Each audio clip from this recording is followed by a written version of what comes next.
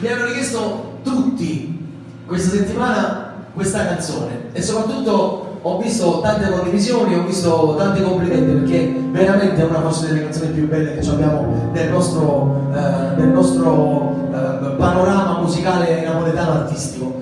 È una canzone meravigliosa, la voglio riomaggiare, la voglio dedicare a mio papà che mi sta seguendo da Palermo, quindi a papà mando un bacio grande grande da parte mia e soprattutto grazie a tutti quelli che verranno il 19 a Palermo, va bene? Vi dedichiamo questa bella canzone.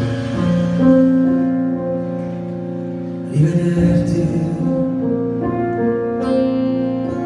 con l'altra donna che ti vive accanto mi lascia indifferente.